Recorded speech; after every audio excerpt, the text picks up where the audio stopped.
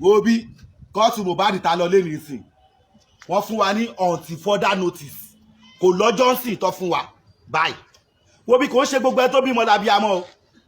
ṣèbéyàn kan ló lóun fẹ́ ta ọmọ òun pé kó fóun landed phone àti aṣọ pẹ̀lú ṣéǹjì kan kì í ṣe gbogbo èèyàn tó bímọ làbí amọ́ jọ́tòrí Ọlọ́run ẹ bá mi béèrè lọ́wọ́ ìyá Mohbad àti ìyàwó Mohbad ń gbé kí ló ń dùn nínú wọn tó ń jó ní kóòtù lẹ́nìí tó ń ṣe snap tọ́jọ́ ń ya fọ́tò kí ló ń dùn nínú wọn pé ọmọ kú wọn ò tí ì sin ọmọ no torí ẹ̀yin èèyàn mi mọ̀ pé ẹ̀yin náà ya wèrè gan Mohbad wà níbi tó wà wọn ò tí ì sin ìyá Mohbad ẹjọ́ tó Ọlọ́run normal kóòtù tá à ń lọ kí ni à ń lọ kí la lọ ń ṣe kóòtù ok à ń lọ fún justice for Mohbad ẹjọ́ bá ń béèrè lọ́wọ́ àwọn èèyàn Mohbad gangan tí Mohbad tara wọn jáde wípé ṣé àwọn gangan wá justice fún Mohbad ṣé àwọn gangan wá justice fún Mohbad torí èmi ò rápẹrẹ pé wọ́n ń wá ikú tó pa Mohbad o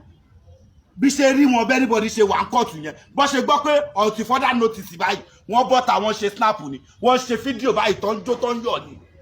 irú ìgbésí ayé wo kí là ń jẹ tí ó tàn